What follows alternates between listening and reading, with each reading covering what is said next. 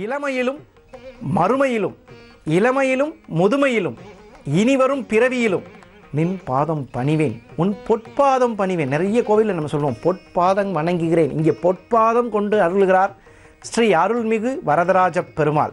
குறிப்பாக சொல்லலாம், இந்த தங்கத்துக்கு உரிய நட்சத்திரம் 3 நட்சத்திரம்: புனர்பூசம், விசாகம், புரட்டாதி. புனர்பூசம், விசாகம், புரட்டாதி, இந்த 3 நட்சத்திரம் தங்கத்துக்குரிய நட்சத்திரம். யாரு? பொன்னன் என்று சொல்லக்கூடிய குருவினுடைய நட்சத்திரங்கள். மீனராசியில் இருக்கக்கூடிய 3 நட்சத்திரம்.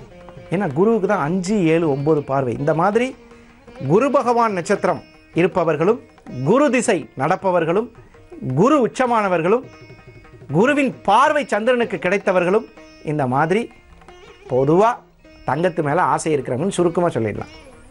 அந்த மாதிரி இருக்கிறவங்க சில பேருக்கெல்லாம் சொல்லியிருப்பாங்க, எனக்கு அந்த மாதிரி ஆன்டிக் டிசைன் வேணும், இந்த மாதிரி வேணும். அதெல்லாம் பொன்னால் செய்த பொருட்கள் எது உங்களுக்கு வேண்டுமானாலும் பொன் வரதராஜ பெருமாளை அணுகி பாதத்தில் பணிந்து, இனி நீ கொடுக்கும் வரை எழமாட்டேன் அப்படின்னு அவர்கிட்ட நம்ம பாதம் பணிந்து கேட்டோம்னா, இல்லை என்றும் சொல்வதில்லை எங்கள் பெருமாள். அது எப்பயுமே பார்த்திங்கன்னா பெருமாள் கிட்ட இல்லை இல்லை என்போரை வெல்லுங்களே அப்படிங்க. அதாவது வார்த்தை இல்லைங்கிற வார்த்தையை சொல்லக்கூடாதுன்னு சொல்லக்கூடிய அளவிற்கு இங்கே அழகுற எழுந்தருளி இருக்கும் ஸ்ரீ அருள்மிகு பொன் வரதராஜ பெருமாளின் தரிசனத்தை இன்று அருள் பொங்க கண்டு மகிழ்ந்தோம்.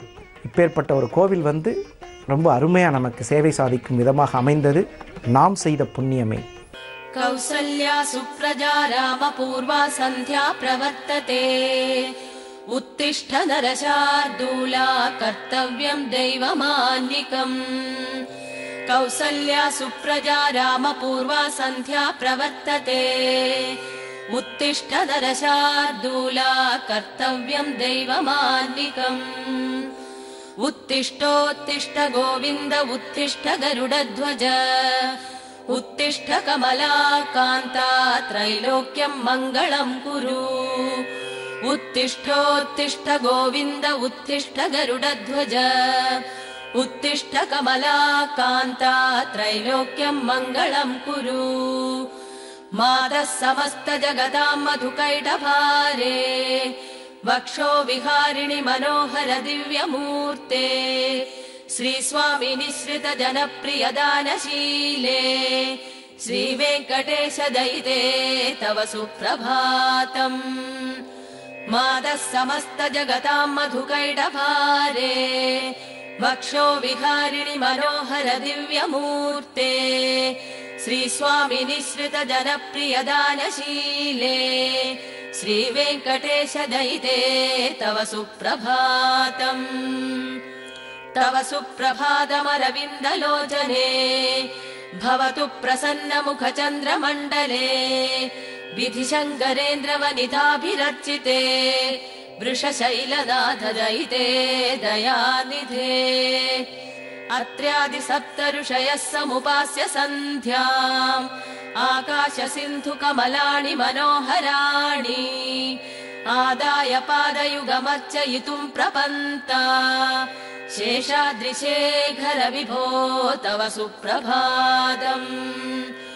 पञ्चाननाब्ज भव षण्मुख वासवाद्या त्रैविक्रमादिचरितं विभुता स्तुवन्ति भाषापति पठति वासर शुद्धिमारात् शेषाद्रिशेखर विभो तव सुप्रभातम्. ईश प्रफुल्ल सरसीरुह नारिकेल पूगद्रुमादिसु मनोहर पालिकानाम् आवाति मन्दमनिलः सह दिव्यगन्धैः शेषाद्रिशेखर विभो तव सुप्रभातम्. उन्मील्य नेत्रयुगमुत्तम पञ्जरस्थ्याः पात्रावशिष्ट कदलीफलपायसानि भुक्त्वा सलीलमधकेलिशुकाः पठन्ति शेषाद्रिशेखर विभो तव सुप्रभातम्.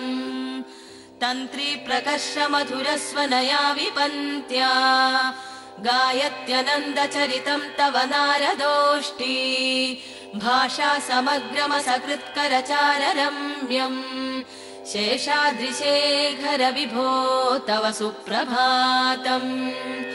भृङ्गावळी च मकरन्दरसानुविन्त जङ्गारगीतनिनदैः सह सेवनाय निर्यात्युपान्तसरसी कमलोदरेभ्यः शेषाद्रिशेखर विभो तव सुप्रभातम् एषा गणेन वरदद्धि विमध्यमाने घोषालयेषु दधिमन्तन तीव्रघोषाः रोषात् कलिं विदधते ककुभश्च कुम्भा शेषाद्रिशेखर विभो तव सुप्रभातम्।